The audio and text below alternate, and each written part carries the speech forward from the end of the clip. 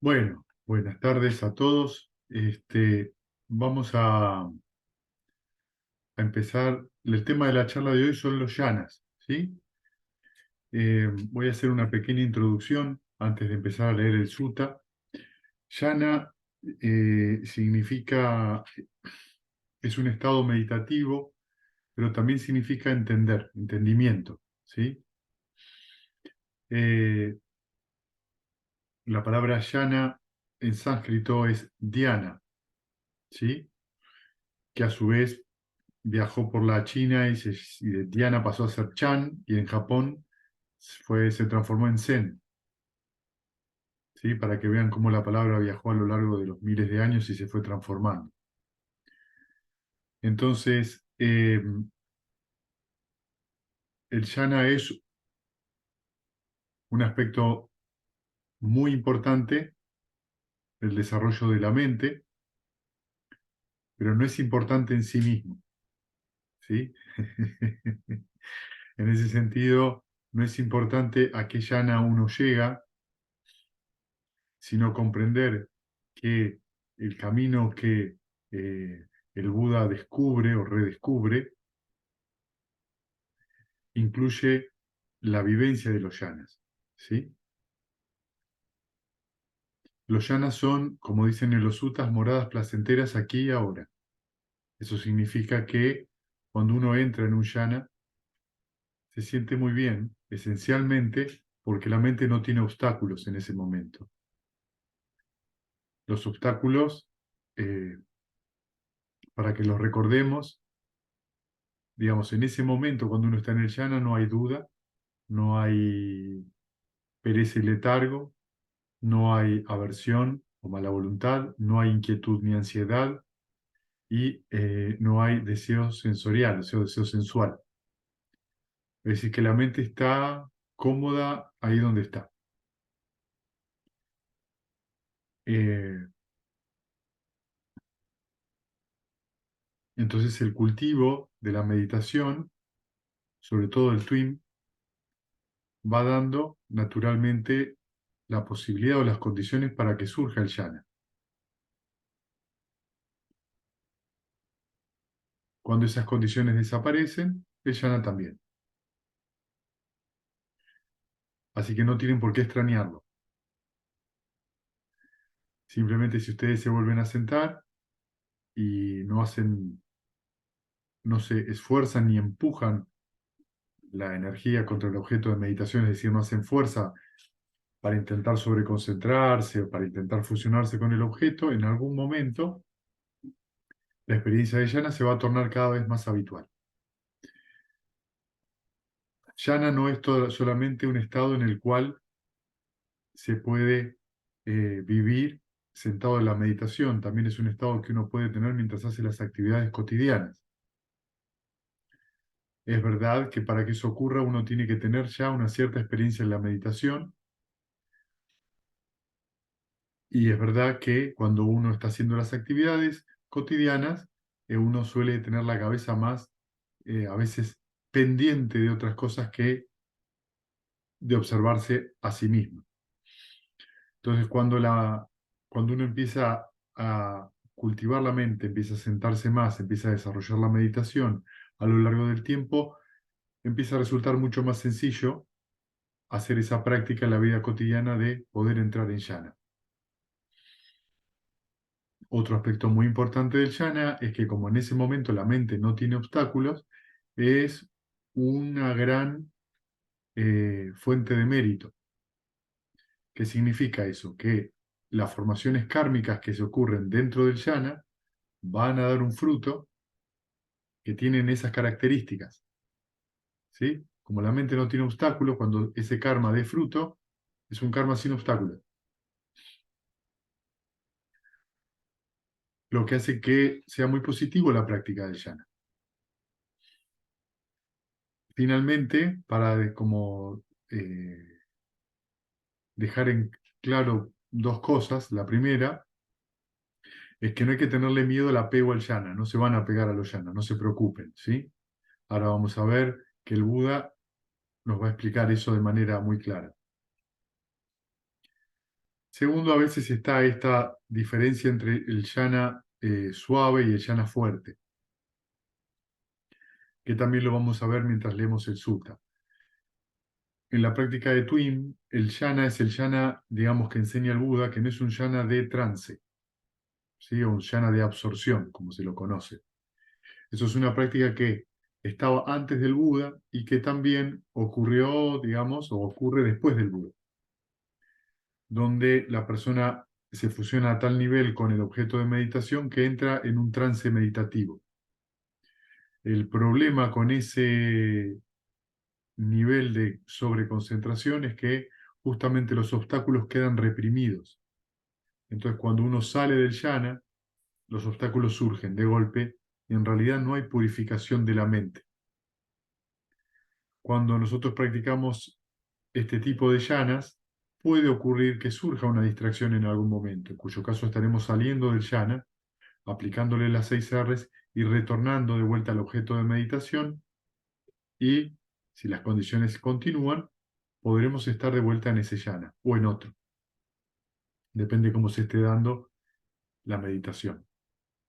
Esto es una gran diferencia, ¿sí? Una gran diferencia porque justamente lo que propone este acercamiento, el TWIM, es que el obstáculo no es el enemigo. Los obstáculos son formaciones mentales de las cuales nos tenemos que volver amigos.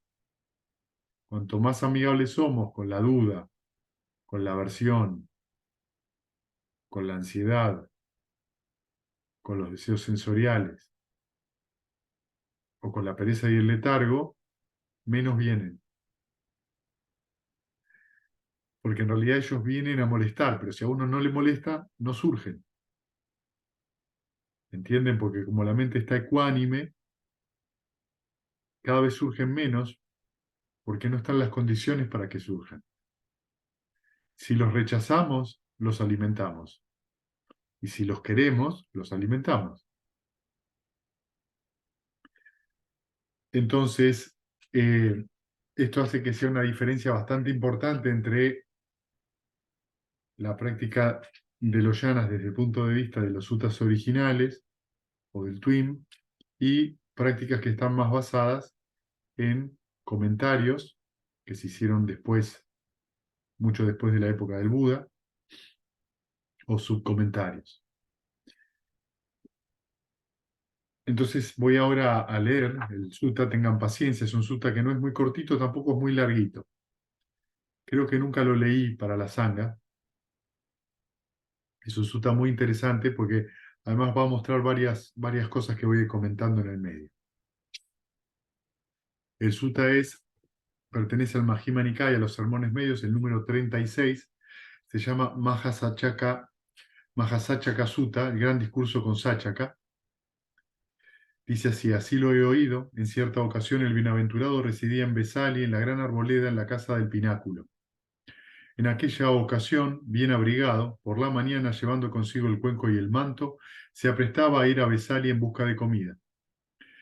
Entonces Sáchaka, el hijo de los Nigantas, que estaba dando un paseo, se acercó a la casa del pináculo en la gran arboleda. El venerable Ananda lo vio venir de lejos y dijo al bienaventurado: Venerable señor, viene Sáchaka, el hijo de los Nigantas, un polemista ducho en debates y al que muchos dan su beneplácito. Venerable señor, ese quiere desprestigiar al Buda, al Dhamma y a la Sangha.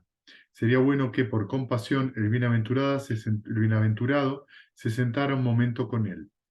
¿Sí?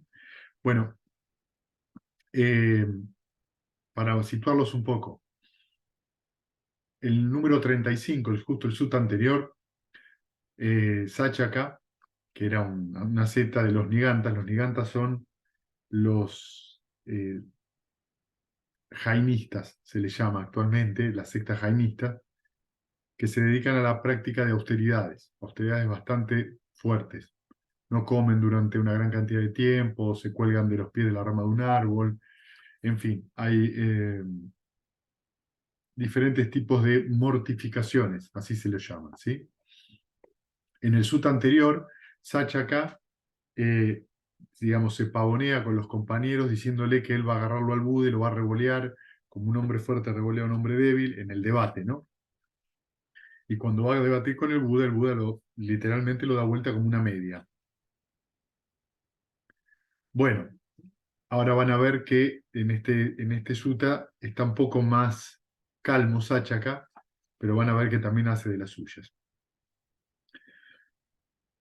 Entonces fíjense que pese a que el Buda sabe esto y Ananda sabe esto, Ananda le pide que por compasión se siente a hablar con él, ¿sí? Maestro Gotama, hay ascetas y brahmanes que dedican, perdón, el bienaventurado se sentó en el asiento que le habían preparado, entonces Sáchaka, el hijo de los Nigantas, se acercó al bienaventurado e intercambió saludos con él. Terminada esta charla amigable y cortés, se sentó a un lado. Una vez sentado, Sáchaka, el hijo de los Nigantas, dijo así al bienaventurado. Se llama el hijo de los Nigantas porque él, Sáchaka, era un discípulo de, como les dije, de Mahavira, que fue el creador del jainismo. Entonces, es una costumbre, si ustedes en general leen este tipo de cosas y es hijo de esa enseñanza, ¿sí? Van a ver que el Buda declara muchas veces que Sariputta es como el hijo del Dhamma, o su hijo, o Sariputta dice, que era el discípulo principal del Buda, que él es el hijo del Buda. Maestro Gotama, dice Sáchaka, ¿no? Hay ascetas y brahmanes que dedican su vida al cultivo del cuerpo y no al cultivo de la mente. Esos, venerable señor, se topan con sensaciones corporales dolorosas. En otros tiempos, al toparse con dichas sensaciones corporales dolorosas, había a quien se le paralizaban las piernas, se le reventaba el corazón, echaba sangre por la boca, se volvía loco y perdía la cabeza. Esto es lo que puede ocurrir si la mente se subordina al cuerpo y es dominada por él mismo. ¿Y por qué? Pues porque no se ha cultivado la mente. Entonces lo que está diciendo acá Sachaka es que una persona que tiene sensaciones dolorosas de cualquier índole como la que él describe, si no ha cultivado su mente, ¿sí? Se va a volver loco por esas sensaciones. Maestro Gotama, hay ascetas y brahmanes que dedican su vida al cultivo de la mente y no al cultivo del cuerpo. Esos venerables señores se topan con sensaciones mentales dolorosas en otros tiempos. Al toparse con dichas sensaciones mentales dolorosas, había quien se le paralizaban las piernas, se le reventaba el corazón, echaba sangre por la boca, se volvía loco y perdía la cabeza. Esto es lo que puede ocurrir si el cuerpo se subordina a la mente y es dominado por la misma. ¿Y por qué? Pues porque no se ha cultivado el cuerpo. Me parece, maestro Gotama, que tus discípulos dedican sus vidas al cultivo de la mente, pero no al cultivo del cuerpo. Si entonces Sachaka le está diciendo que aquellas personas que cultivan la mente, pero no el cuerpo, cuando se topan con sensaciones desagradables mentales, también les pasa lo mismo que a los que solo cultivan el cuerpo, ¿sí? Y le dice que a él le parece que todos los discípulos del Buda tienen este problema porque no cultivan el cuerpo. Y entonces el Buda le dice, pero Ashivesana, ¿qué sabrás tú del cultivo del cuerpo? Ashivesana es el nombre del clan de Sachaka, ¿sí? Se va a dirigir a él todo el tiempo como Ashivesana. Entonces le contesta Ashivesana, ¿no? Le dice, tomemos el caso de Nanda Baka, de Kisa Sankicha y Makali Gosala. Esos van por ahí desnudos, rechazando las convenciones sociales, chupándose los dedos sin acudir cuando se les llaman y deteniéndose cuando son saludados. No aceptan ofrendas de comida, ni la preparada especialmente para ellos, ni las invitaciones para comer, no toman alimento que provenga directamente de una olla o sartén, ni en un umbral, ni entre leña y almieres, ni de los que están comiendo juntos, ni de embarazadas, ni de mujer que está dando de mamar, ni de mujer que se junta con un hombre, ni de distribuciones públicas, ni donde haya perros esperando o pululen moscas. No toman pescado ni carne, ni bebidas alcohólicas o fermentadas. Son hombres de una sola casa y un solo bocado, o de dos, o tres, o siete, y siete casas y siete bocados. Se sustentan con una ración o con dos. Comen una vez cada día, o cada 2 días, o una vez a la semana. O practican comer a intervalos de cada 15 días. ¿Sí? Entonces, está mencionando 3 personas, 3 ascetas que hacen este tipo de práctica, ¿sí? O sea, que no toman la comida, no responden si lo llaman, se lamen los dedos, la boca, eso es perdón, se lamen la mano, que es una costumbre bastante común en algunos países del Sudasia. Y le termina diciendo que además de todo eso, por ahí comen una vez cada 15 días. Entonces el Buda le pregunta, ¿se sustentan con tan poco, Ashivesana? No, maestro Gotama. De vez en cuando se alimentan de manjares exquisitas, sabrosos y suculentos, o beben bebidas excelentes. Así consiguen de nuevo fortaleza y vigor hasta volver a engordar. O sea que hacen una práctica que son austeridades, pero en algún momento tienen que volver a comer porque si no, se mueren. Entonces el Buda dice, así pues, Ashivesana recuperan lo que han perdido previamente de manera que su cuerpo disminuye primero y aumenta después. Pero Ashivesana, ¿qué sabrás tú del cultivo de la mente? Le pregunta. Sachaka, el hijo de los Nigantas, al ser preguntado sobre este particular, no supo qué responder. ¿Sí? ¿Qué es lo que está pasando acá? En las austeridades, la creencia que hay es que a través del dolor se purifica el karma. Es decir, si uno sufre, está purificando acciones pasadas. Y eso no va de ninguna manera en relación o en sintonía con lo que primero es el origen dependiente y segundo la ley del karma. Recuerden que en el budismo el karma nace de la intención mental, ¿sí? Entonces, las sensaciones dolorosas deben ser simplemente tratadas como tal. Uno las observa, deja de pensar en ellas, no las alimenta, se relaja, sonríe y vuelve a un estado mental saludable, al objeto de meditación, ¿sí? Esto es muy importante porque eh, pueden leer quizás en otro sutta, donde en realidad cuando el Buda interpela si él sabe por qué está sufriendo ese dolor, es decir, cuál es la causa de ese dolor, en realidad, en este caso, eh, no sé si es Sacha, creo que es otro Niganta, le responde que en realidad no saben por qué están sufriendo. Entonces, si vos no sabes cómo estás sufriendo, ¿cómo sabes que estás purificando ese karma? O sea, no lo sabes por ciencia directa, porque vos lo viste directamente. Lo sabés porque alguien te lo dijo. Y esto es un aspecto muy importante del Dhamma. En el Dhamma es para que ustedes lo comprueben por ustedes mismos, independientemente de que se lean un sutta o se los diga a alguien. Ustedes tienen que comprobar eso en su vida cotidiana. Entonces, como Sachaka no le puede responder al cultivo de la mente, el bienaventurado le dice, allí Besana, lo que acabas de describir como cultivo del cuerpo no corresponde a lo que es cultivo del cuerpo en la enseñanza y la noble disciplina. Allí Besana, si no sabes lo que es el cultivo del cuerpo, ¿cómo vas a saber lo que es el cultivo de la mente?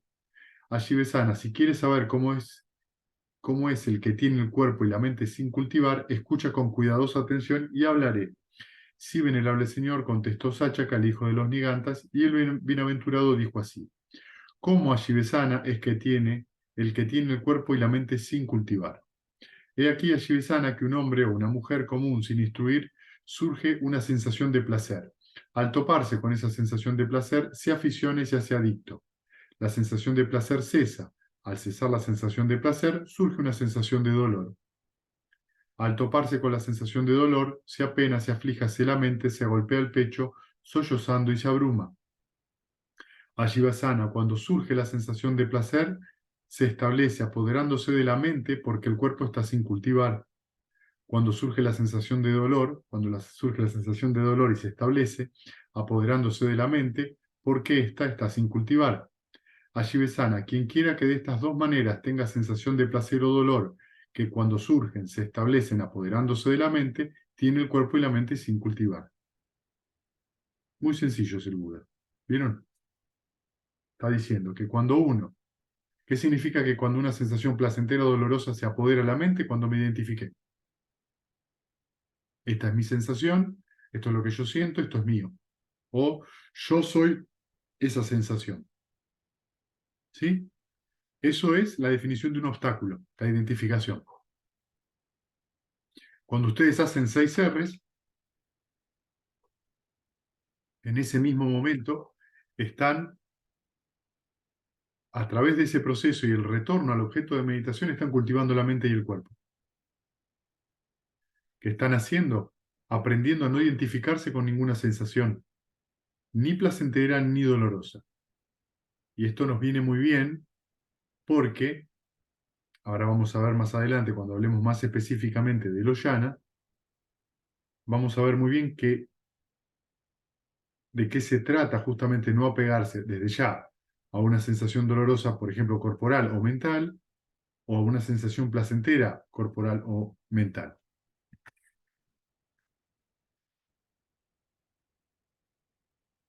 ¿Y cómo es el que tiene el cuerpo y la mente cultivado? Entonces ahora va a dar la otra definición. He aquí a Shivesana que un noble discípulo bien instruido surge una sensación de placer. En un noble discípulo bien instruido surge una sensación de placer. Al toparse con esa sensación de placer, no se aficiona y no se hace adicto. La sensación de placer cesa. Al cesar la sensación de placer, surge una sensación de dolor. Al toparse con esa sensación de dolor, no se apena, no se aflige, no se lamenta, no se golpea el pecho sollozando, no se abruma. Ashivesana, cuando la sensación de placer no se establece apoderándose de la mente porque el cuerpo está cultivado, cuando surge la sensación de dolor no se establece apoderándose de la mente porque la mente está cultivada. Ashivesana, quien quiera que de estas dos maneras tenga sensaciones de placer o dolor, cuando surgen no se establecen apoderándose de la mente, tiene el cuerpo y la mente cultivados. ¿Sí? Cuando ustedes vean en un sutta que dice noble discípulo, está hablando de alguien que por lo menos ha entrado en la corriente, ¿sí? O sea, que tiene por lo menos el primer nivel de santidad. Lo que quiere decir acá el Buda, ¿qué es? Que uno puede tener una sensación placentera, ¿sí? Supónganse comer una comida rica, o escuchar una música que nos gusta, o oler una flor. En eso en sí mismo no hay nada de malo. El asunto es cuando pasa esa condición y uno quiere más. Ahí es donde uno empieza a quedar preso de ese deseo, preso y empieza a manifestarse como me gusta, esa avidez trae el apego. Me gusta porque me hace acordar a tal cosa. Entonces quiero más. ¿Qué es lo que está de fondo de eso? No quiero que esa sensación termine. Quiero que esa sensación de placer continúe. Entonces busco más. Si ustedes observan eso, se van a dar cuenta de que entra, digamos, las adicciones, por ejemplo, entran muy dentro de esta categoría. Como en realidad lo que no quiero es sufrir, y fíjense que el Buda define que cuando termina la sensación placentera, surge una sensación dolorosa. Entonces, como no quiero que termine la sensación placentera, busco más, más, más, más, más, más. Más comida, más bebida, más droga, más trabajo, más lo que a ustedes se les pueda ocurrir. Lo que pasa es que, como sabemos, eso tiene un límite. En algún momento, la sensación dolorosa ocurre. Entonces, la meditación es un elemento muy importante para poder discernir esto y observar que uno es preso de de ese hambre, de esa sed de ir detrás de esos deseos. Lo que hace que tampoco los terminemos disfrutando, porque no lo tomamos como lo que realmente son. La otra cara de esto es lo doloroso. Cuando surge una sensación dolorosa, no la queremos y tratamos de empujarla. La queremos sacar de encima. Nos asustamos, nos da miedo, lo alimentamos. Esto trae el mismo proceso de alimentación. Entonces, ven esto en relación a lo que estamos hablando de los yanas, nos damos cuenta de que este deseo de rechazar, o sea, esta cosa de rechazar o esta cosa de querer más, no produce un estado, una morada cómoda aquí y ahora, que es lo que es un yana.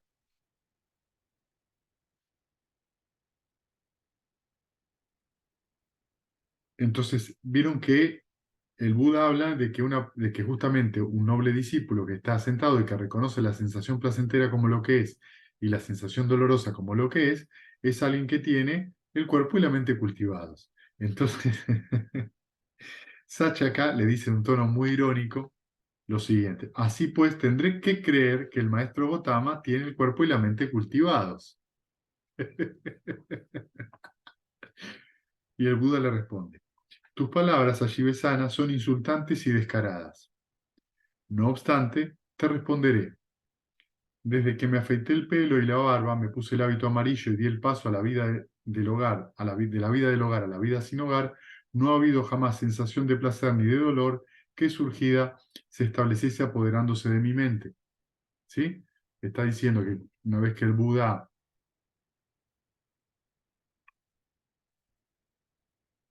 logra ser el Buda, ninguna sensación ni de placer ni de dolor lo hace sufrir. ¿Sí? ¿Puede gustarle una comida? Sí. Si, como pasó, tiene dolores en la espalda, siente el dolor, pero la mente no se aprieta alrededor de eso. Está libre del sufrimiento mental. Solo siente el dolor y nada más.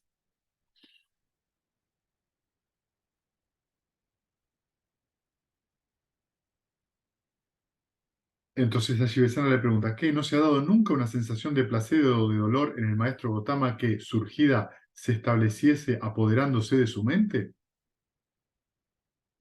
¿Por qué no ha de poder ser Ashivesana? He aquí Ashivesana, que antes de mi iluminación, siendo todavía un aspirante sin iluminar, pensé, la vida en el hogar está llena de estorbos e impurezas. La vida sin hogar es al aire libre, no es fácil. Viviendo en un hogar, practicar la vida de santidad en su máxima integridad y completamente pura hasta el final, brillante como la madre perla.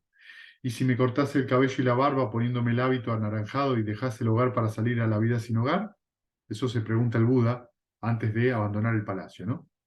Al cabo de un tiempo, siendo todavía un joven pelinegro dotado del divino tesoro de la juventud, en la flor de la vida, aun contraviniendo la voluntad de mis padres que lloraban y gemían, me afeité el pelo y la barba, me puse el hábito anaranjado y di el paso de la vida del hogar a la vida sin hogar. Y así, habiendo dado el paso para ir tras lo beneficioso, buscando el camino supremo hacia la paz sublime, es decir, hacia el nirvana, fui a donde estaba Lara Kalama y le dije, amigo Kalama, quisiera vivir la vida de santidad de esta enseñanza y disciplina. Monjes, dicho esto, Lara Kalama me contestó, el venerable puede quedarse aquí. Esta enseñanza es tal que un hombre sabio, después de no mucho tiempo, siguiendo al maestro, puede realizarla por sí mismo con conocimiento superior, alcanzarla y permanecer en ella. Pronto y rápidamente aprendí esa enseñanza, por lo que respecta a la recitación y repetición de las doctrinas, tenía conocimiento y experiencia, pudiendo afirmar, al igual que otros, que conocía y veía. Entonces pensé, cuando Lara Kalama dice que realizándola por sí mismo con conocimiento superior uno alcanza esta enseñanza y permanece en ella, no lo dice solo porque cree en ella, sino porque debe estar seguro de su conocimiento y visión de esta enseñanza. Entonces fui donde estaba Lara Kalama, me acerqué a él y le dije, amigo Kalama, ¿con qué bases afirmas que realizándola por sí mismo con conocimiento superior uno alcanza y permanece en esta enseñanza? Monjes, dicho esto, Alara Kalama explicó que era basándose en la esfera de la nada. Entonces pensé, Alara Kalama no es el único que tiene fe, energía, atención, recogimiento y sabiduría. Yo también tengo fe, energía, atención y recogimiento y sabiduría. Y si me esforzara por realizar esa enseñanza que afirma Lara Kalama y realizándola por mí mismo con conocimiento superior la alcanzara y permaneciera en ella, monjes, muy pronto y rápidamente, realizándola por mí mismo con conocimiento superior, alcancé esa enseñanza y permanecí en ella. Entonces fui donde estaba Lara Kalama, me acerqué y le dije, amigo Kalama, ¿es basándote en esto, como habiéndola realizado por ti mismo con conocimiento superior, afirmas haber alcanzado esta enseñanza y permanecer en ella? Así es, contestó Lara Kalama. Amigo, es basándome en eso mismo como habiéndola realizado, por mí mismo, con conocimiento superior, he alcanzado y permanecido en esta enseñanza. Es decir, que había alcanzado la base de la esfera de la nada. Amigo, prosiguió Lara Kalama, qué bendición y qué gran suerte poder ver entre nosotros a alguien tan venerable en la vida de santidad. La enseñanza que, habiéndola realizado por mí mismo con conocimiento superior, yo afirmo haber alcanzado y permanecer en ella, es la misma que, habiéndola realizado por ti mismo con conocimiento superior, tú afirmas haber alcanzado y permanecido en ella. La enseñanza que, habiéndola realizado por ti mismo con conocimiento superior, tú afirmas haber alcanzado y permanecer en ella, es la misma que, habiéndola realizado por mí mismo con conocimiento superior, yo afirmo haber alcanzado y permanecido en ella. Es decir, la enseñanza que tú conoces es la que yo conozco y la enseñanza que yo conozco es la que tú conoces. Tú eres como yo y yo soy como tú. Ven, amigo, y encarguémonos de los dos de este grupo de discípulos. Bueno, ¿qué es lo que está pasando acá? Lo que le está mostrando a Lara Kalama era un maestro de esa época del noroeste de la India, ¿sí? Era discípulo del maestro que va a venir a continuación, que es Udaka Ramaputa. Y a través de la indicación que le dio al que todavía no era el Buda, en ese momento era el Bodhisattva, alcanza la esfera de la nada, ¿sí? Eh, pero la forma en la cual el futuro Buda alcanza la esfera de la nada no es como después el Buda va a explicar los yanas, ¿sí? Estos eran yanas de trance, yanas de absorción. Entonces, ¿qué es lo que el Buda nota? Él dice, cuando yo estoy en ese estado, lo van a ver ahora lo dice, cuando yo estoy en ese estado está bien, pero cuando yo salgo de ese estado, sigo sufriendo. Entonces dice, monjes, de este modo mi maestro Lara Kalama me ponía a mí, su discípulo, a su mismo nivel y me otorgaba el más alto honor. Pero entonces, monjes, me dije, esta enseñanza no conduce al desengaño, al desapasionamiento, a la cesación, al apaciguamiento, al conocimiento superior, a la iluminación, al nirvana, tan solo al logro de la esfera de la nada. Monjes, decepcionado y desengañado con esa enseñanza, me marché. ¿Sí? Entonces él llega hasta ahí y como ve que en realidad el sufrimiento no cesa, continúa con su búsqueda. ¿Sí? La esfera de la nada, no obstante, es un logro meditativo, un estado meditativo muy profundo. No quiero más. ¿Sí? Es uno de los últimos dos yanas. ¿Sí? Y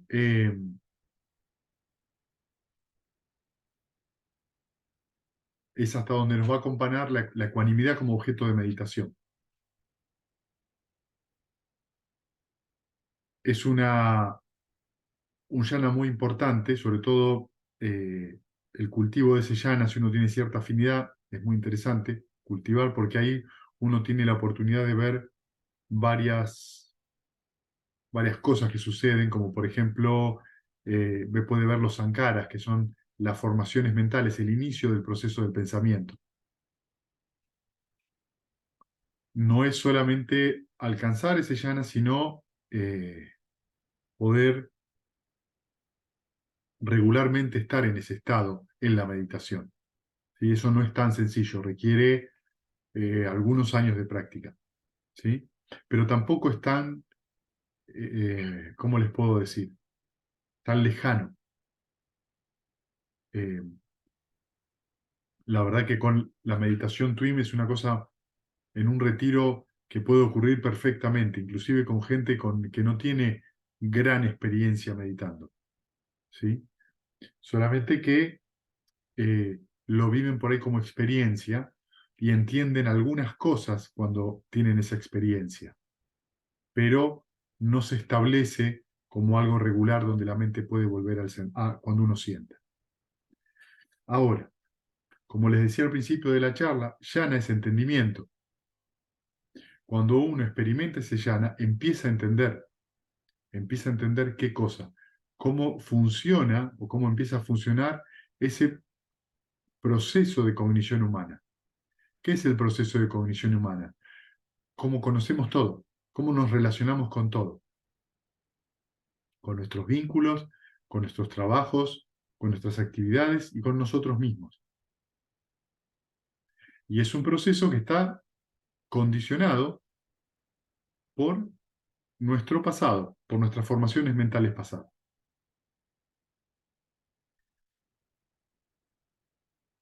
Entonces, en este caso, los yanas nos permiten justamente ir haciendo un camino de profundizar y de observar cómo se va construyendo ese proceso de cognición humano que nosotros le decimos identidad, que nosotros le decimos yo soy eso. en lugar de entender que son un montón de eventos que van sucediendo, condicionándose el uno al otro, y que depende de cómo sean esas condiciones, cambia. Por eso, hablando de esto de una manera muy simple, uno puede tener un momento de alegría y al siguiente momento estar enojado, y al siguiente momento estar tranquilo, y tenemos que todo el tiempo cambia. ¿Cuál de todos esos somos nosotros? Porque esto surge y cesa momento a momento. Entonces, la idea de una personalidad fija, de una identidad fija, es en sí mismo una fantasía, una ilusión. Esto es muy importante porque muchas veces nosotros creemos que somos determinada cosa. Nosotros mismos nos encasillamos en ciertas características de la personalidad que nos forjamos a lo largo de la vida. Yo soy impulsivo, yo soy irascible, yo soy tranquilo, yo soy bueno, yo soy malo. Y eso no son más que conceptos, pero no son realidades. No es real eso. Es solamente una cosa que surge en un momento y que uno le pone un nombre en un momento de acuerdo a determinadas condiciones. Les doy un ejemplo muy práctico. Alguien, por ejemplo, eh, es una persona muy tranquila, por ejemplo, para hacer números, ¿sí? Y hace números, cuando hace números está muy tranquilo, planifica muy ordenadamente. Después se tiene que poner a cocinar estas cosas y viceversa. Digo, ¿es tranquila esa persona o no es tranquila? Lo que estamos hablando es que su mente zozobra, depende de las condiciones que estén ocurriendo. La mente depende de las condiciones y se anda moviendo para un lado o para el otro. El cultivo de la meditación y el cultivo del jhana van dando una mente más estable. Una mente más estable es una mente que puede ver y comprender que las condiciones van cambiando y que uno no necesariamente se tiene que identificar con eso que está ocurriendo, sino que puede observar cómo surge ese proceso y cómo cesa y simplemente hace la acción que tiene que hacer de la manera más tranquila posible y más sencilla posible. Bueno, entonces el bodhisattva se va, prosiguiendo la búsqueda de lo beneficioso, buscador del camino supremo hacia la paz sublime. Fui a donde estaba Udaka Ramaputi y le dije, amigo Rama, bueno, acá hay un pequeño, dice, quisiera vivir la vida de santidad y le pasa todo lo mismo que le pasó con Alara Kalama, ¿sí? Dice, Ramaputa en realidad,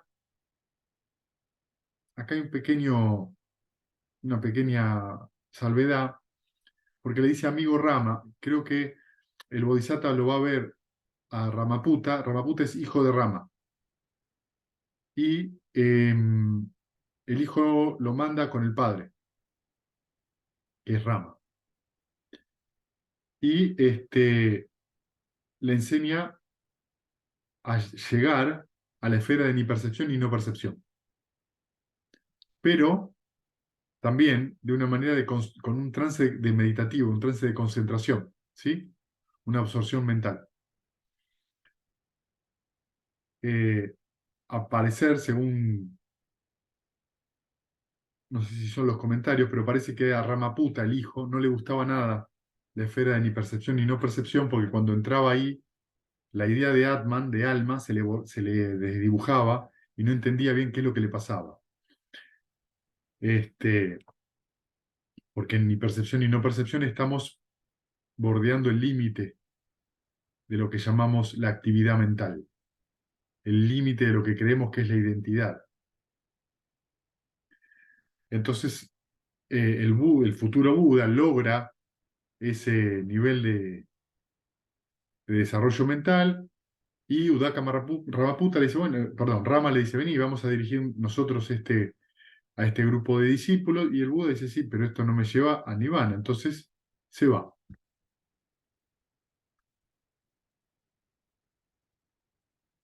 Prosiguiendo, entonces lo abandona y dice, prosiguiendo la búsqueda de lo beneficioso, buscador del camino, supremo hacia la paz sublime, fui caminando por Magada hasta que llegué a Senanigama, cerca de Urubela. Allí vi un paraje encantador, una preciosa arboleda a la bella vera de un río de aguas cristalinas y no muy lejos, una aldea para recolectar comida. Entonces pensé, encantador es este paraje, preciosa la arboleda, bella la ribera, el agua del río está limpia y cerca hay una aldea para proveerme de comida. En verdad que el lugar es idóneo para el esfuerzo de un hijo de familia decidido a esforzarse. ¿Sí? Es decir, alguien que abandonó el hogar para lograr el nirvana. De manera que monjes allí me senté pensando, en verdad que el lugar es idóneo para el esfuerzo. Entonces, a Shivesana se me ocurrieron tres símiles nunca antes oídos.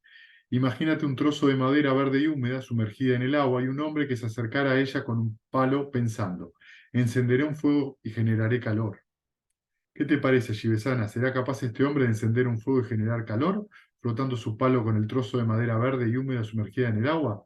No, maestro Gotama, porque se trata de un trozo de madera verde y húmeda sumergida en el agua. Ese hombre no hará más que cansarse y exasperarse.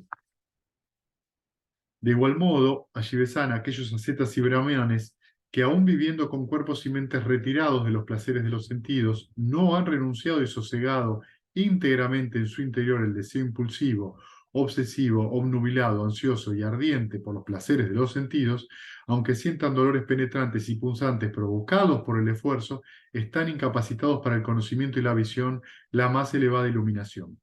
Este es el primer símil nunca antes oído que se me ocurrió. ¿Sí? Es decir, ¿qué está queriendo decir acá?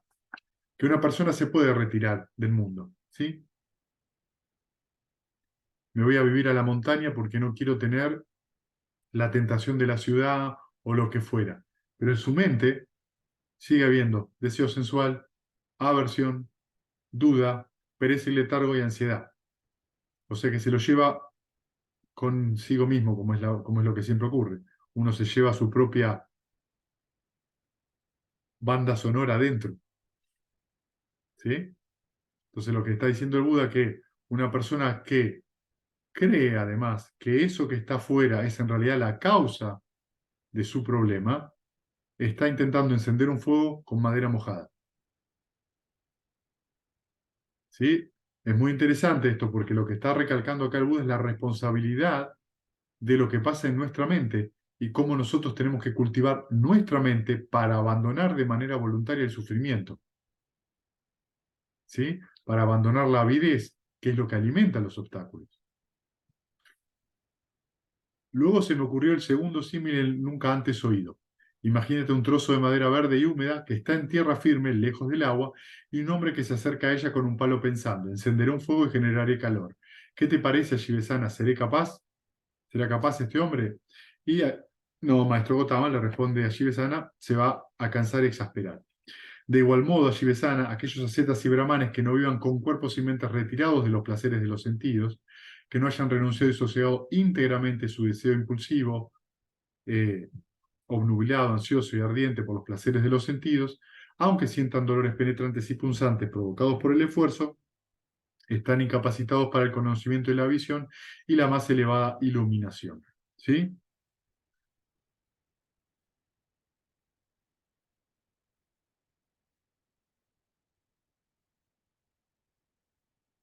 Y luego se le ocurre un tercer símil, ¿sí? Que es, imagínate un trozo de madera seca y sin humedad que está en tierra firme, lejos del agua, y un hombre que se acerca a ella con un palo pensando en encender un fuego y generar calor. ¿Qué te parece a Shivesana? Y por supuesto, a Shivesana le dice que sí, que eso puede, si está seca la madera, no hay humedad, se puede encender el fuego. De igual modo, a Shivesana, aquellos ascetas y brahmanes que viven con cuerpos y mentes retirados de los placeres de los sentidos, que han renunciado y sosegado íntegramente en su interior el deseo impulsivo, obsesivo, obnubilado y ardiente por los placeres de los sentidos, tanto si sienten dolores penetrantes y punzantes como si no lo sientes, eso sí que están capacitados para el conocimiento y la visión y la más elevada iluminación. Este es el tercer símil que me vino a la cabeza y que no había oído anteriormente. Estos tres símiles nunca antes oídos fueron los que se me ocurrieron. Bueno, y entonces ahora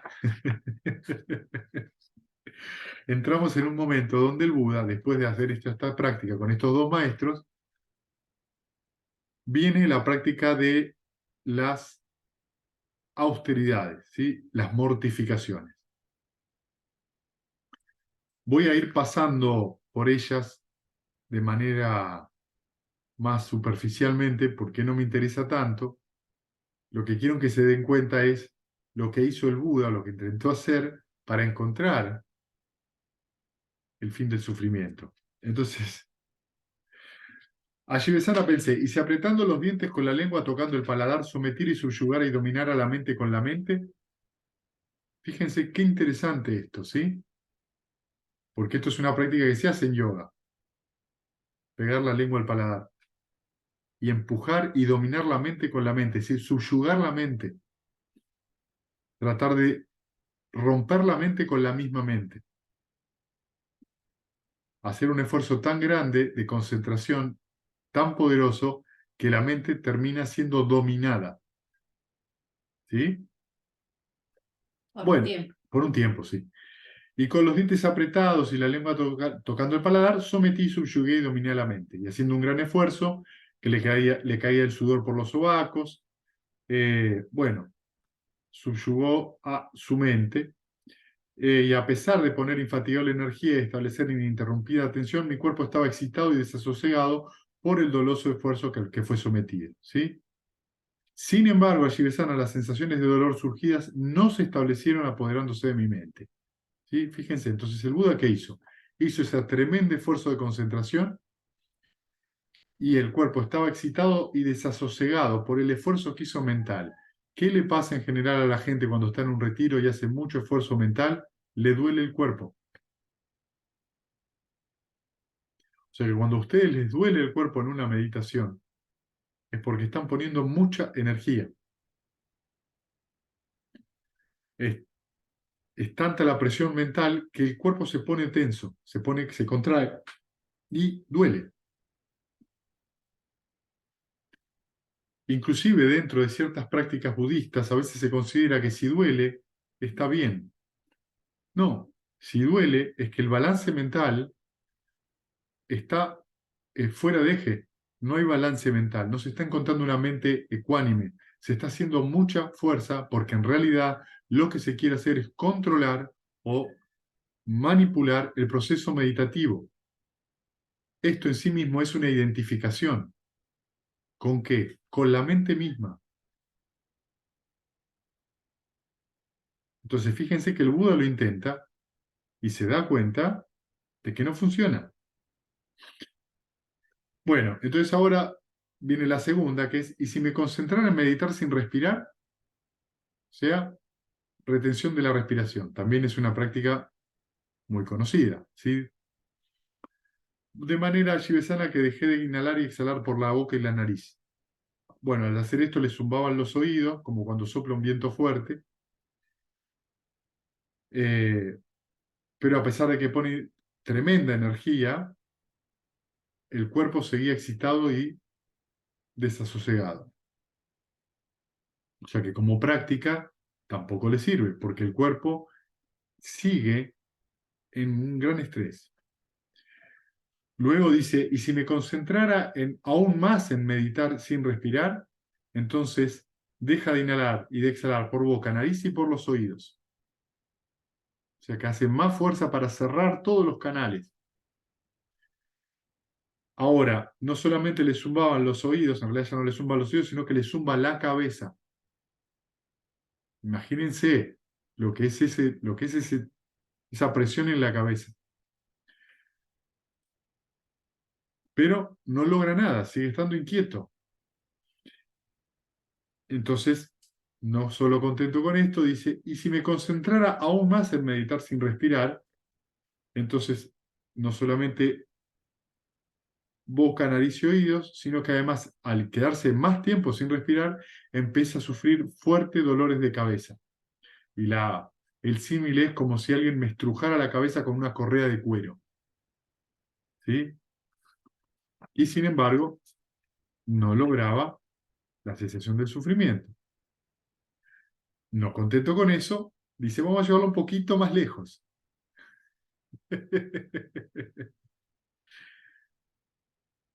Al hacer esto, sintió que fuertes zumbidos de viento que me desgarraban el vientre. Yo no sé si ustedes alguna vez hicieron una práctica de esta índole, yo la hice. Me llegué a quedar hasta 6 o 7 minutos sin respirar. Y en el último instante, no digo que haya hecho lo que hizo el Buda, pero digo estar 6 minutos sin respirar, en el último instante, antes de... Hay un momento donde uno siente eso que está describiendo el Buda. Inclusive uno siente que se le aflojan los esfínteres. La descripción es bastante precisa, como si un carnicero experto o aprendiz destripase en una red con un cuchillo afilado de carnicero. Porque es verdad, uno siente que todo el vientre quema. Bueno, digamos que llegó hasta acá. No, él siguió un poquito más lejos y dice, si me concentraron más en meditar sin respirar, y al hacer esto el cuerpo me ardía intensamente. Sí, es muy interesante porque arder intensamente implica que todo el sistema nervioso está que explota. Como si el símil es como si dos hombres fuertes agarrando por ambos brazos a un hombre débil y lo abrazaran sobre un pozo de carbones al rojo. Bueno, entonces a Shivesana, al verme en tal estado, algunos dioses decían, el asceta Gotama ha muerto. Y otros dioses decían, el asceta Gotama no ha muerto, pero está moribundo. Otros dioses decían, el asceta Gotama ni ha muerto ni está moribundo. El asceta Gotama es un santo y así es como viven los santos. Sí, es decir, que los dioses no sabían bien qué le pasaba al asceta Gotama. Entonces, no contento con este trabajo de las respiraciones, piensa en dejar de comer. Y si dejara de dejar de comer, entonces los dioses se me acercaron y me dijeron, Señor, no dejéis de comer del todo, si lo hacéis, os alimentaremos con la comida de los dioses a través de los poros de la piel y os sustentaréis con ella. Entonces pensé, si afirmo que practico la abstinencia, pero los dioses me alimentan con su comida y me sustento con ella, entonces estaré mintiendo. De esta manera, Shivesana, que desistí diciéndole a los dioses, está bien, no lo hago. ¿Sí? Bueno, y acá está un poco la visión de come un poco cada vez o una cucharada de sopa o, digamos, un grano de arroz por día. Entonces acá está la descripción de que el cuerpo de él quedó extenuado de comer tan poco, de que su trasero parecía la pezuña de un buey, de que se le veían las vértebras del cuerpo, de que las costillas sobresalían. Hay una estatua, una escultura del Buda, que la pueden ver por internet, donde está en ese estado. Es terrible. Eh, Entre otras cosas, cuando esto ocurre y la persona, por ejemplo, va de cuerpo, se desmaya por el mismo esfuerzo de ir de cuerpo. Entonces, que es lo que comenta acá en el sutta, ¿no? Cuando se limpiaba el pelo, se le caía el pelo. Entonces, bueno, dice que hasta este punto el puro y limpio color de mi piel se deslució y todo aquello fue de comer tan poco. Entonces pensé, dice el Buda, ¿no? Ha habido en el pasado, habrá en el futuro y hay también hoy en día ascetas y brahmanes que han experimentado dolores penetrantes y punzantes provocados por el esfuerzo, pero no los hay en nada que superen a estos. Sin embargo, no he llegado a través de ellos a ningún estado sobrehumano y a ningún conocimiento y visión propio de los nobles. ¿No habrá otro camino hacia la iluminación? ¿Sí? Entonces, fíjense, pese a todo esto que está haciendo, el sufrimiento permanecía. ¿Qué es interesante de todo esto? Fíjense que, de alguna manera, muchas veces hacemos esto nosotros. Queremos hacer prevalecer nuestra opinión, pese a que es nuestra misma opinión la que nos está produciendo sufrimiento. En algún momento, el Buda claudica y dice, que futuro Buda, todavía no Buda, dice, bueno, así no es. Tiene que haber otra manera. Entonces, fíjense ahora, y acá viene lo interesante. Allí Besana recordé un día cuando mi padre del clan de los Saquianos estaba trabajando, yo me encontraba sentado tomando la fresca a la sombra de un árbol. Allí, apartado de los deseos de los sentidos, apartado de lo que es perjudicial, alcancé y permanecí en el primer yana, en la que hay alegría y felicidad nacidos del apartamiento y va acompañado de pensamiento aplicado y pensamiento reflexivo. ¿No podría ser ese el camino hacia la iluminación? Y allí, Besana, a la luz de aquel recuerdo comprendí, este es el camino hacia la iluminación. ¿Sí? ¿Qué está describiendo acá el Buda, el primer jhana? ¿Sí? Entonces la mente dice apartado de los deseos de los sentidos. Cuando nos sentamos, cerramos los ojos y la visión desaparece en ese momento, la vista. Entonces dice apartado de, de lo que es perjudicial, que son los obstáculos. Cuando los obstáculos cesan, el jhana surge solo. O sea que la condición para que surja el primer jhana es que no haya obstáculos en la mente. Cuando eso ocurre, viene una alegría muy particular, una felicidad muy particular y requiere que estemos con el objeto de meditación un tiempo, ¿sí? 2 minutos, 3, 4, 5, depende de cada persona y depende de la situación también. Entonces, fíjense que el Buda, cuando abandona las austeridades, come comida que le ofrece una niña que estaba por ahí, una muchacha, recuerda, tiene este recuerdo de cuando él era niño, no se sabe, alrededor de los 10 años, y en ese recuerdo recuerda que él había entrado espontáneamente en el primer jhana. En realidad no es espontáneamente, en realidad era algo que él había cultivado en otras vidas, pero tiene ese recuerdo de que cuando era niño él había tenido esa experiencia. Y fíjense que dice, este es el camino hacia la iluminación. ¿Qué quiere decir de fondo con esto? Lo que quiere decir de fondo es que ese estado sano es lo que te lleva a la cesación completa del sufrimiento, al despertar. Esto es re importante, gente. ¿Por qué? Porque no es verdad que uno, para alcanzar el despertar, tiene que sufrir a propósito. Hay muchos malos entendidos en este sentido. El Dhamma, la enseñanza del Buda, es buena al principio, buena en el medio y buena al final. Eso significa que la forma, la pedagogía, como en cómo se desarrolla, siempre apunta a lo sano. Siempre. Lo único que te marca es cuando vos estés con la mente obstruida por un obstáculo, 6 R's. Haz el noble esfuerzo de abandonar el estado negativo y llevarla al estado mental saludable. El primer jhana es el camino que te da la posibilidad de experimentar el nirvana. Esto es muy importante, que no lo olviden. Que no lo olviden sobre todo cuando ocurre que surge un estado mental de enojo, de celos, de envidia, de competencia, de inseguridad, de lo que fuera. En ese momento están identificados, en ese momento están obstruidos, en ese momento no están yendo hacia la cesación del sufrimiento, están yendo para el otro lado.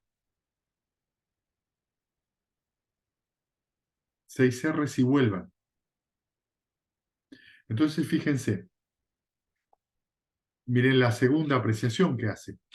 Entonces allí Besana pensé, ¿por qué temer a una felicidad que no tiene nada que ver con los placeres de los sentidos ni con lo que es perjudicial?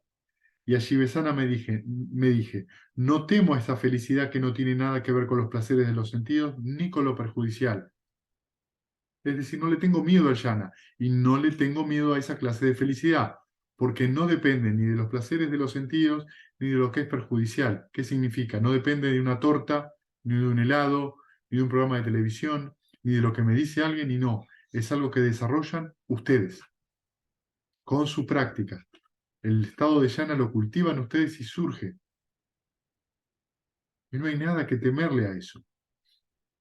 Inclusive dentro del budismo muchas veces surge a veces todavía este malentendido, cuidado, con los yanas te vas a tener que tener cuidado porque no te apegues. O varias veces que también he escuchado, no le prestes ninguna atención, seguí. Por supuesto hay que seguir, eso es lo que no es importante.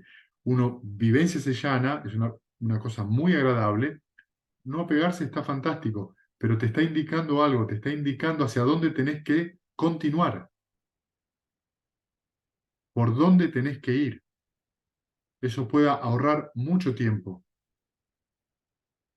y te hace ver las cosas más claramente, no por el apego al estado en sí, sino porque es un buen letrero, siga por este lado.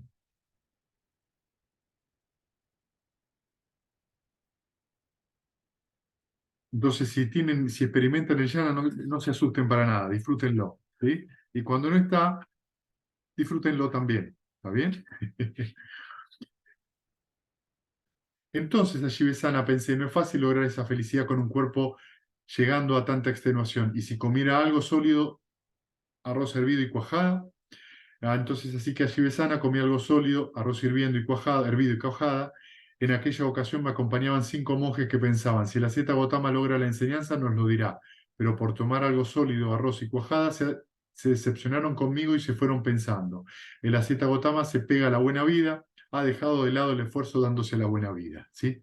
Le comió un bol de arroz y ya era un dandy. Así que Ashivesana, tras ingerir comida sólida y haber recuperado fuerza, apartado de los deseos de los sentidos, bueno, es esto, ¿no? Logra el primer yana.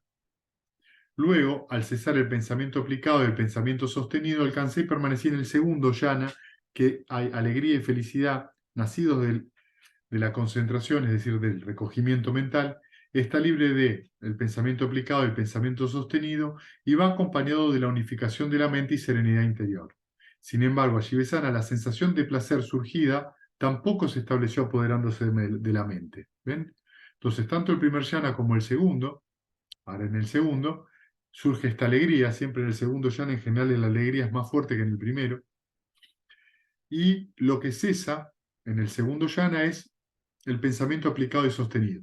Ya no tengo que decirme que mi mente esté calma, que mi mente esté serena, que por ahí me lo tuve que decir en el primero, como para poder continuar eh, estimulando el contacto con el objeto de meditación. Entonces surge un silencio muy particular en el segundo yana y es muy agradable, ¿sí? Entonces fíjense que el Buda, todavía futuro Buda,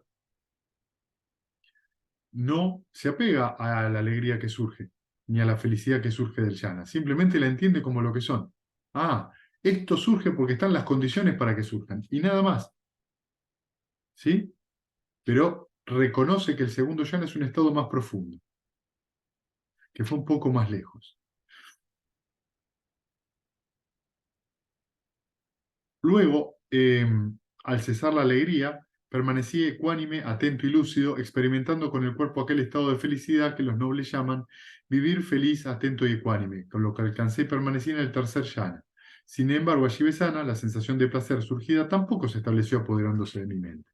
Entonces, en algún momento va a cesar esa alegría tan fuerte y uno va a sentir una gran calma en el cuerpo. De hecho, puede sentir que el cuerpo está muy cómodo con la mente, partes del cuerpo va a dejar de sentirlo, ¿sí? Y va a tener una sensación donde la ecuanimidad empieza a surgir como un factor un poco más fuerte, ¿sí? Ya no hay esa alegría, hay una sensación más serena, más tranquila. La mente está más elevada. Pueden sentir a veces que por ahí el sentimiento de amor benevolente que estaba en el pecho se fue, subió hacia la cabeza y algunas partes del cuerpo se dejan de sentir. Luego, al renunciar al placer, al renunciar al dolor y previa desaparición de la alegría y la aflicción, alcancé y permanecí en el cuarto yana, sin dolor ni placer, completamente purificado por la atención y la ecuanimidad. Sin embargo, allí besana la sensación de placer surgida no se estableció, apoderándose de mi mente. Entonces llega ahora el cuarto yana. El cuarto yana es un yana muy importante en el sentido de, el Buda le llamaba el bello, porque la mente está muy maleable, muy mansa, ¿sí? Vieron que la descripción dice que no había ni placer ni dolor. En realidad lo que ocurre es que la mente ya está ecuánime. La ecuanimidad cobró otra preponderancia. ¿Sí? Cuando lleguemos al cuarto yana vamos a tener sensaciones, el cuerpo ya prácticamente no se va a sentir y la respiración la vamos a sentir muy suave o muy sutil. Fíjense que el cuarto yana se le dice el bello porque la mente está muy maleable y muy gentil. La práctica a través de los yanas, ¿qué es lo que hace? Suaviza la personalidad de uno, la vuelve más tranquila, la vuelve más mansa. Cuando uno practica el twin, lo que hace es ablandarse, ablanda la mente, se vuelve más gentil, la mente se vuelve más gentil y más maleable. ¿Qué significa? Que ya no reacciona por todo de una manera exagerada. Esa gentileza, esa blandura hace que uno no se tenga que proteger, ni de afuera, ni de adentro, ni por lo que siente. Y esa gentileza y esa blandura lo que van dando es cada vez mayor facilidad para seguir desarrollando la mente. Si ustedes observan con atención, se van a dar cuenta que cuando sufren es cuando su mente se contrae, cuando su mente se pone dura. Y eso tiene mucho que ver, en general, porque algo no me gustó o me gustó, y sobre todo por lo que pasa después, que es el apego, que es la explicación o la opinión que tienen al respecto. Cuanto más dura, cuanto más pétrea es una opinión, más sufrimos.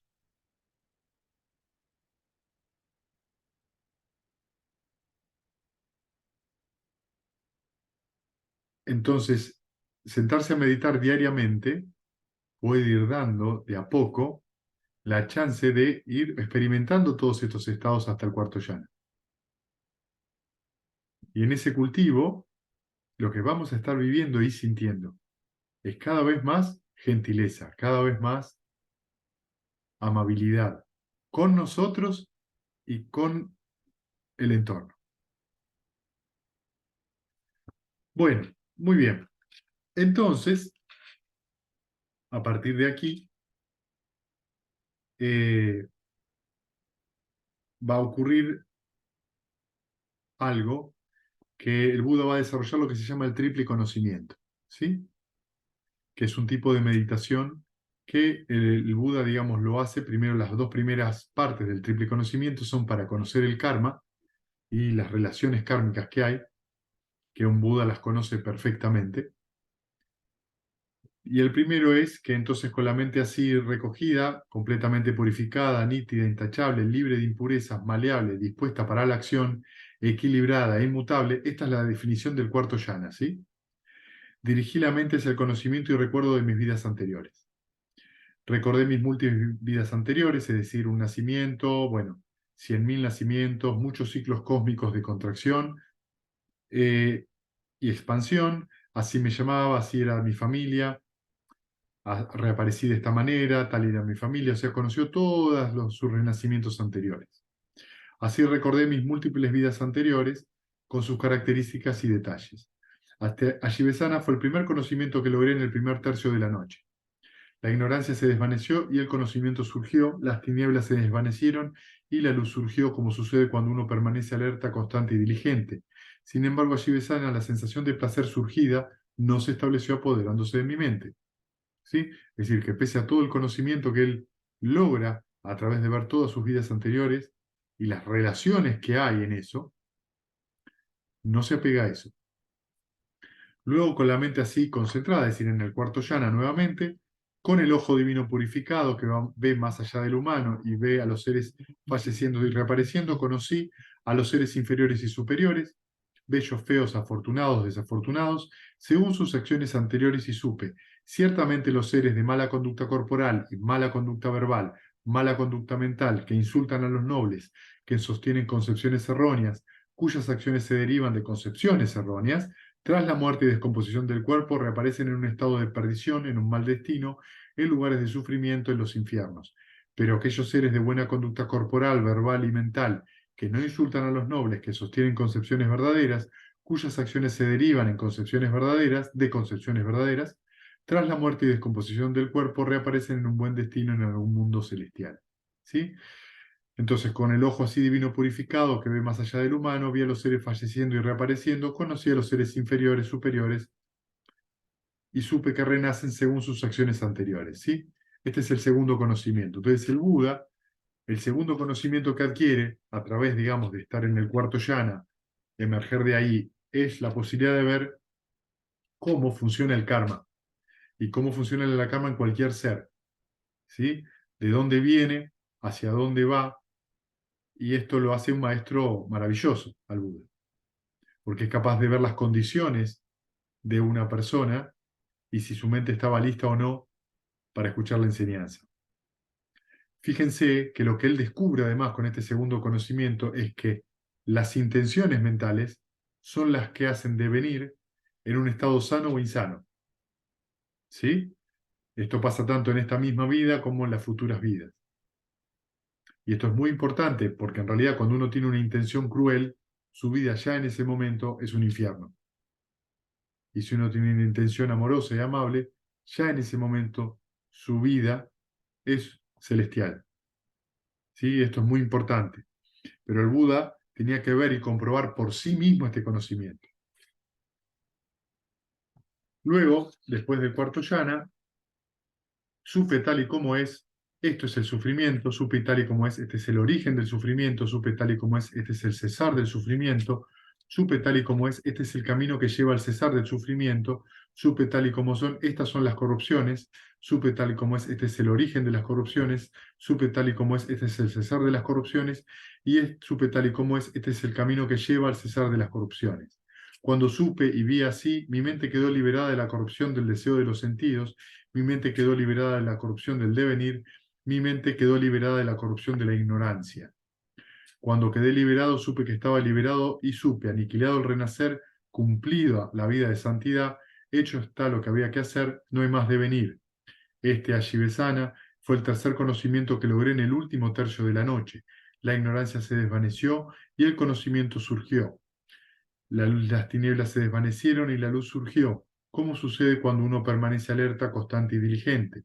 Sin embargo, allí besana, la sensación de placer surgida no se estableció apoderándose de mi mente. ¿Qué significa esto? Que descubre las cuatro nobles verdades. En otras palabras, ve el origen dependiente. Descubre que en la vida hay sufrimiento y que hay una condición para hacer surgir el sufrimiento, que es la avidez, que hay una cesación, por suerte, del sufrimiento, y que la condición para esa cesación es el octuple noble sendero.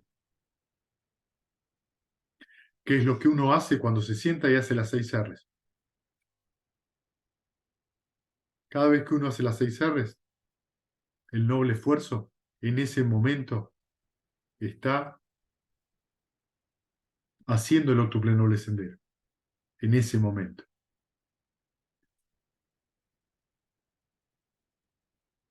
Entonces, fíjense que pese a que el Buda logra el supremo despertar, no se apega al nirvana.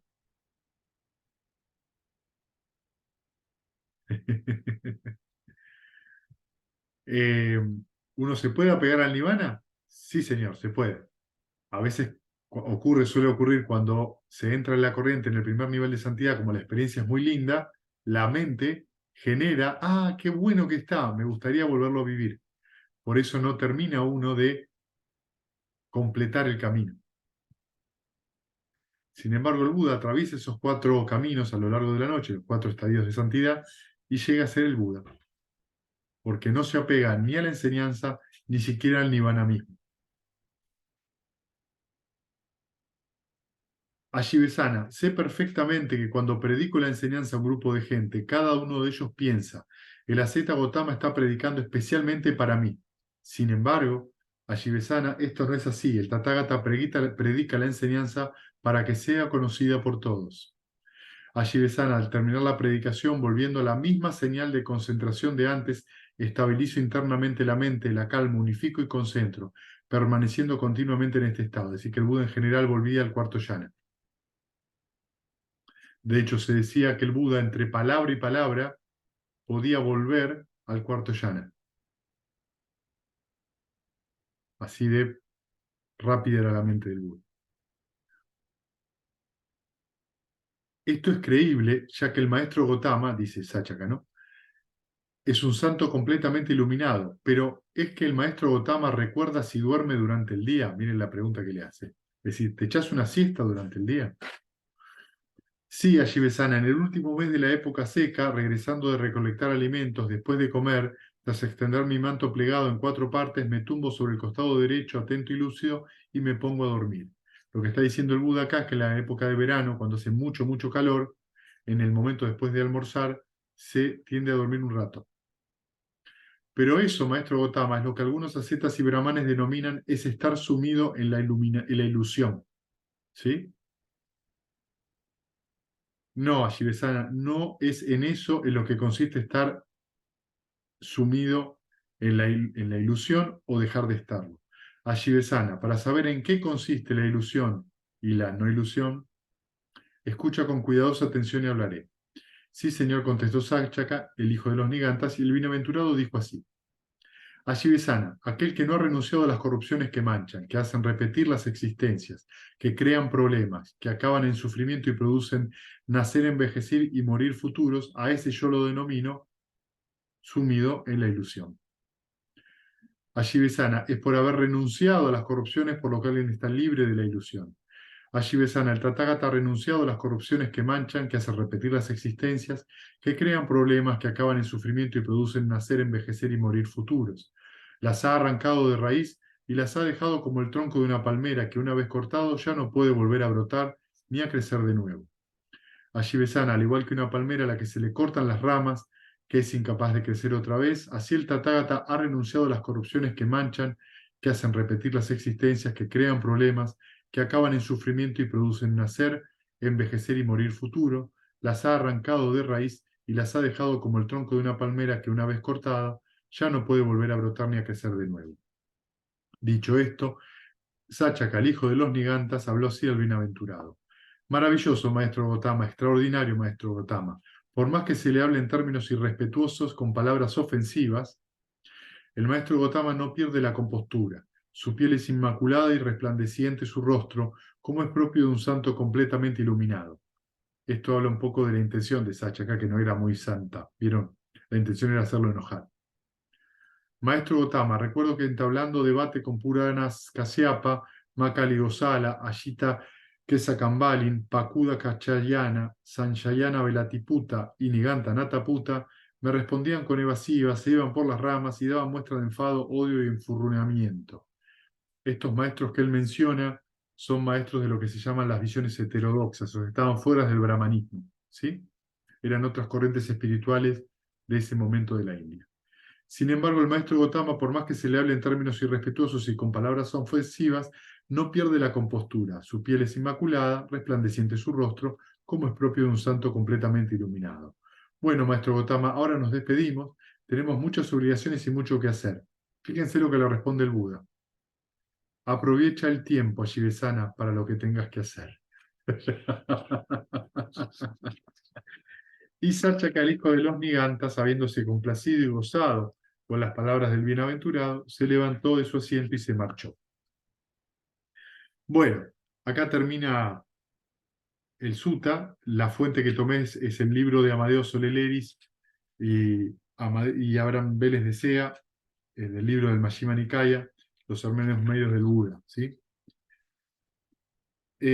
Vieron que en realidad lo que quería mostrarles un poco era los yanas desde otra perspectiva. Siempre hemos hablado, en esta charla hemos dejado de lado el quinto y sexto yana, es decir, la esfera del espacio infinito y la esfera de la conciencia infinita, porque lo que más me interesaba era poner los yanas desde otro contexto, ¿sí?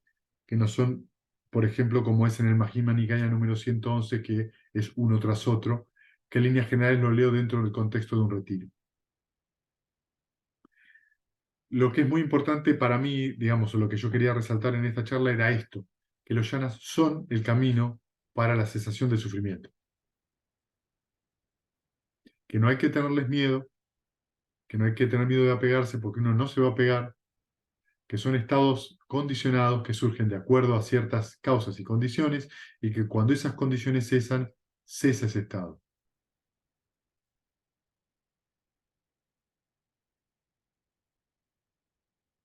Y lo dice el Buda en el Sutta, ¿sí? Bueno, Hablé un montón. ¿Tienen preguntas? Este es el momento. Preguntas del SUTA, preguntas de su práctica, de lo que ustedes quieran.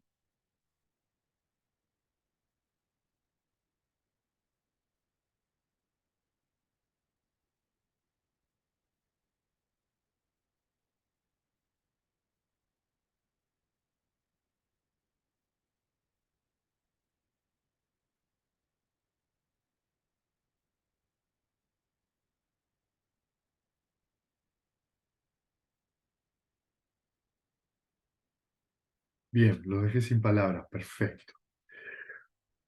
Bueno, mientras ustedes piensan si tienen alguna duda, alguna pregunta, les comento varias cosas. El viernes y sábado que viene tenemos un retiro, pequeño retiro, que iba a durar hasta el domingo, pero el domingo son las PASO. Entonces,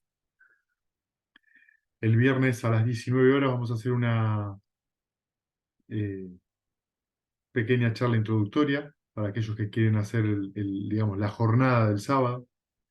¿Sí? Si alguno quiere empezar a sentarse el viernes a eso de las 6 de la tarde y hacer parte de la noche, digamos, tarde-noche del viernes, y después venir y presencial el retiro todo el sábado, ¿sí? Por favor, confírmenme, algunos ya me confirmaron. Lo otro que les quería comentar es que del 1 de septiembre, del 1 al 10 de septiembre, se va a hacer otro retiro online, porque hoy terminó un segundo retiro online de invierno, ¿sí? La verdad que fue un retiro muy interesante para muchos. Celeste lo terminó hoy el retiro. Eh, Tanto el anterior retiro como este fueron muy interesantes, con la gente con muchos cambios y muy contenta. Me pone muy contento. Y lo otro, no, nada, esa cosita, esas dos cosas, ¿sí? Después igual los vamos a anunciar. Bueno, ¿alguna pregunta? ¿Algún comentario que quieran hacer?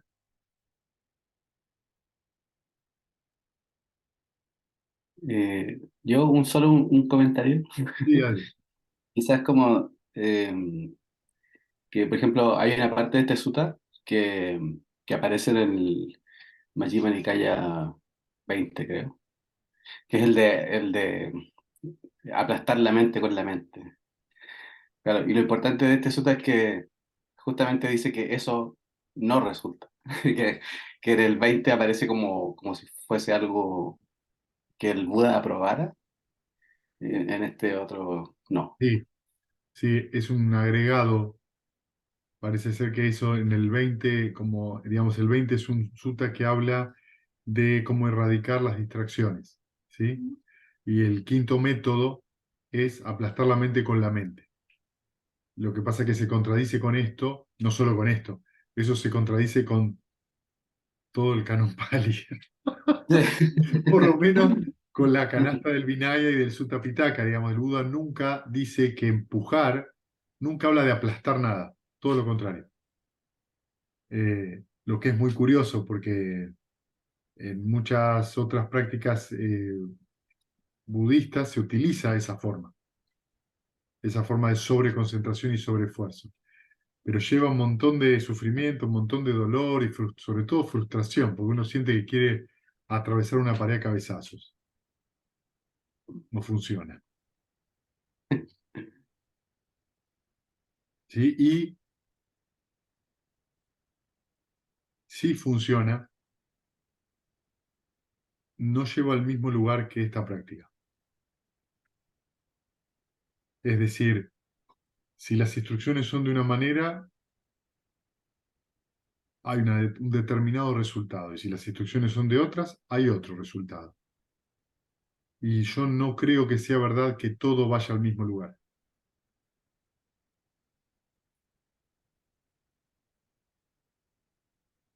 porque si todo va al mismo lugar, ¿qué hacemos con el karma?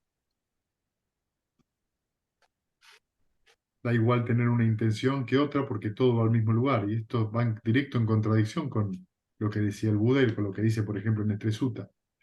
No todo va al mismo lugar, no todo da lo mismo, en el sentido de el resultado de la acción.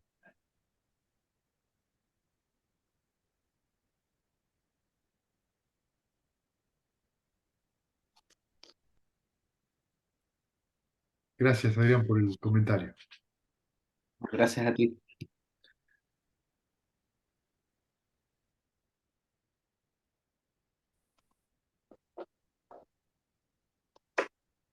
Bien, ¿alguien tiene alguna otra pregunta, algún otro comentario?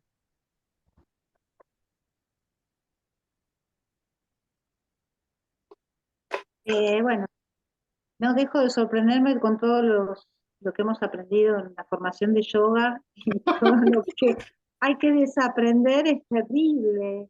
Es un montón, todo lo que hay que soltar y no dejo de sorprenderme eso, ¿no? Que a través de la práctica de Tim, eh, por eso me doy cuenta que también cuántos obstáculos que van viniendo. El primero que tuve, me acuerdo que cuando empecé con la meditación fue lo de la lengua, que se me iba, ya es como que estaba domesticada, la lengua iba directo al paladar y hacía, eh, que vos nunca apuntaste a esto, sino que hay que ir siempre al objeto de meditación. Ahora con los sutras, que ya lo habíamos leído, entiendo otras cosas de aquel tiempo que lo leímos, y es llamativo como cuando él ya tenía 10 años, había entrado como en un primer jhana, ¿no? Todo lo que tuvo que atravesar para volver a reconocer, ¿no? Mirá, a ver, uno puede puede practicar yoga, puede practicar cualquier otra tradición espiritual. Eso está bien. El asunto es a dónde uno, cuál es la causa de la práctica de uno, a dónde uno quiere llegar. Totalmente de acuerdo, sí, ¿Viste? sí. El Buda es muy claro. Esta práctica es para la cesación del sufrimiento. Por supuesto que en el camino puede haber un montón de otras cosas que se desarrollan, pero es para eso. Eh, en el caso del yoga, digamos que además es una cosa que tiene tantas tradiciones como maestros y cuál es el objetivo por el cual uno practica yoga. Por ahí es lo mismo, es que uno quiere sufrir menos, ¿sí? O se vuelca a cualquier otra tradición espiritual y quiere sufrir menos. El asunto es si la práctica te está llevando a eso. Por eso hice esta salvedad. El Dhamma es bueno al principio, o sea, cuando uno empieza a practicar, bueno en el medio, cuando uno está en la mitad de la práctica y bueno al final.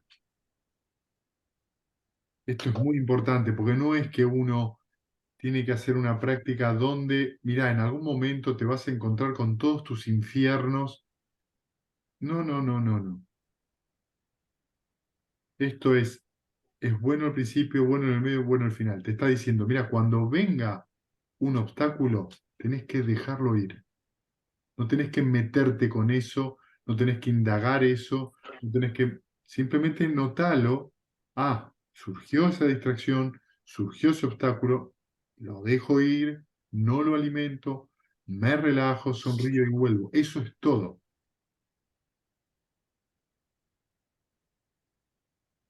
Y esto es muy importante. ¿Sabes por qué, Grace? Porque hay algo que muchas veces está confundido, que es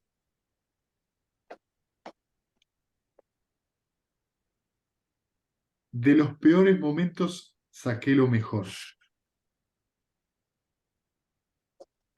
Eso es lo mismo que decir que de una naranja van a ser un naranjo, van a brotar uvas.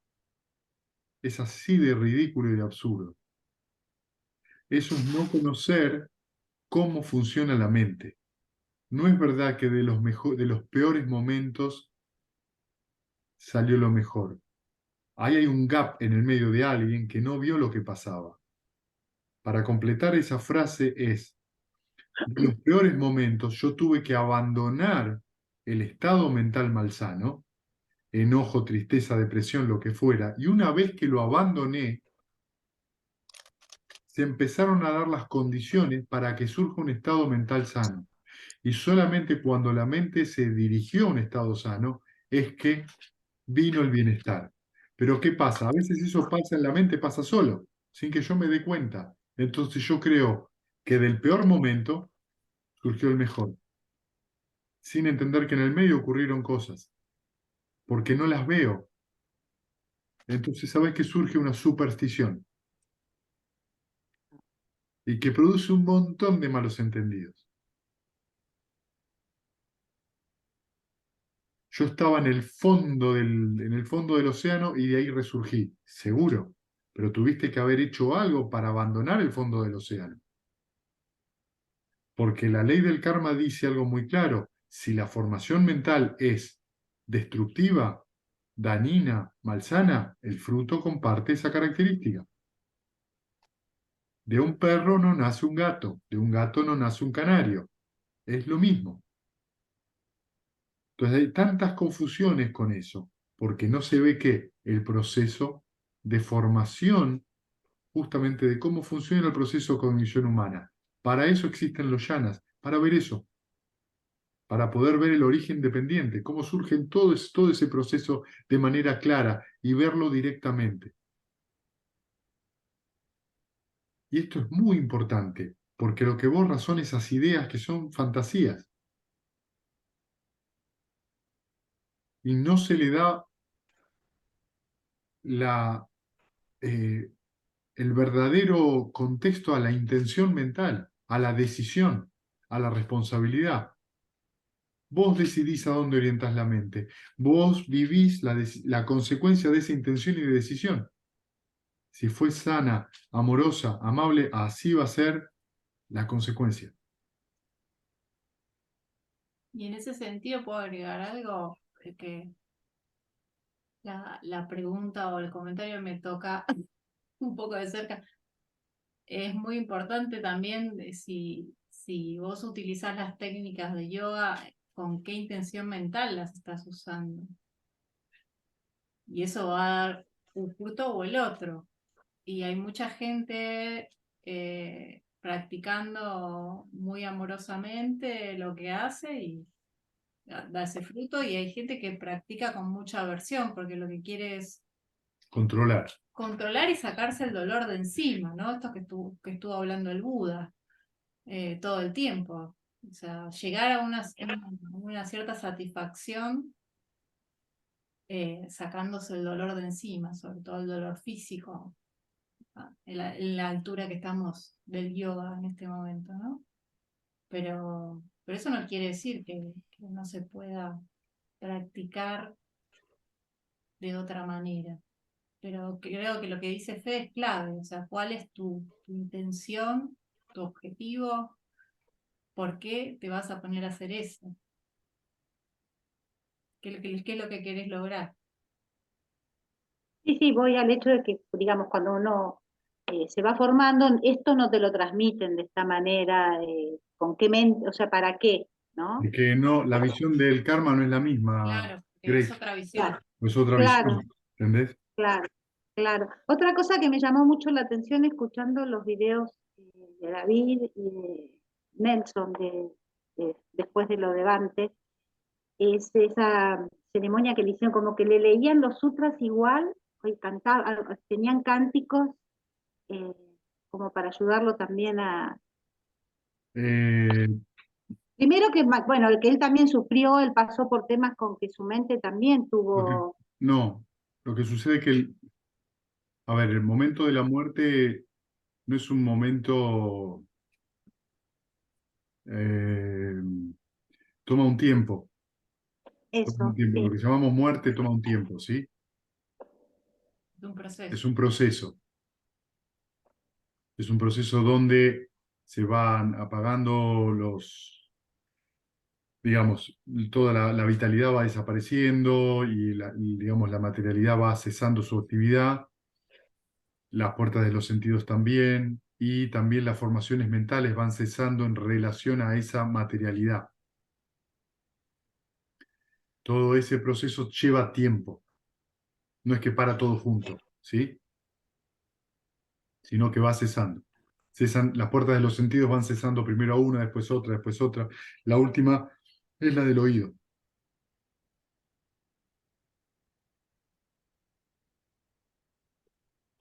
y por eso la mente sigue captando lo que se escucha, Ah, ¿entendés? por eso. La intención de eso es justamente que la mente permanezca muy elevada en los últimos momentos de la vida. Sí. Que justamente por eso en gran parte todo el entrenamiento que ustedes están haciendo es para tener esa calma y esa tranquilidad en el momento de la muerte, porque esos momentos previos a la muerte, esos pulsos de conciencia previo a morir, puede tener gran determinación como a dónde van después, cómo continúa, digamos, ese proceso, salvo que sean un arahant antes de morirse, que no digo que no pueda pasar, en cuyo caso no habrá renacimiento futuro. Eh, digamos, a dónde va a parar tiene mucho que ver con esos estados previos, esos momentos previos a la muerte. Por eso es importante que cuando uno esté frente a un moribundo, no lleve tristeza, no lleve amargura, lleve alegría, lleve inclusive risa, que lo irradia a la persona, ¿sí? Sobre todo que uno no tenga esa carga encima. Ay, cómo sufrís, ay, qué mal que estás, porque lo único que va a generar eso en el paciente es un estado malsano. Y eso tiene que ver con la decisión que después toma la persona hacia dónde se orienta a veces. No quiero entrar en eso, porque es Está bien, que no era, otra charla. pero otro aprendizaje Sí, interesante también. sí, Lo otra de charla. oído no lo sabía y Sí, como 6 horas dice que estuvieron con cánticos, sí, sí, sí, como sí, sí, porque es muy un proceso interesante todo. claro. Bien. Sí, Aparte que además todo ese proceso previo, ¿no? De cuando él ya empezó a estar que no estaba bien de salud y todo eso, como yo tratando un poco de también cuando uno se queja de los propios dolores y personas como ellos, que además cuando empezó con Twin también no tenía muchos seguidores, creo que había cerrado abrieron un templo y después cambiaron de lugar, todo lo que fueron, que uno pretende que todo sea como muy inmediato en la vida, ¿no? Los resultados, digo. y claro que sí. Yo lo que menos pretendo es mañana el nirvana completo, si no, no sigo otra cosa. Claro, viste, uno se siente, ya quiere que ya no tener, ya estar, no sé, en los cielos, cuánto tenemos que, bueno, un poco quería compartir eso y bueno, siempre agradecida. Sí, la paciencia, la paciencia. Bien, ¿alguna pregunta más?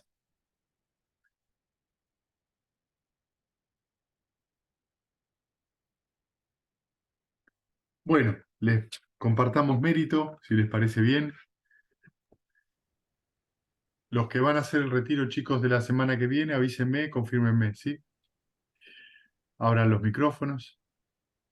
Que los que sufren sean libres del sufrimiento y los aterrorizados, intrépidos sean. Que los afligidos se despojen de todo dolor y que todos los seres se encuentren alivio. Que todos los seres compartan este mérito que así hemos adquirido para el logro de todo tipo de felicidad. Los seres que habitan el espacio y la tierra, devas y nagas de gran poder, compartan este mérito nuestro y que por mucho tiempo protejan la dispensación del Buda. Sadhu, sadhu. Gracias, gente. Gracias. Chao, chao a Vamos. todos. Chao, Maru, chao, Chao, chao. gracias. Chao. Gracias. Chao, chao. Chao.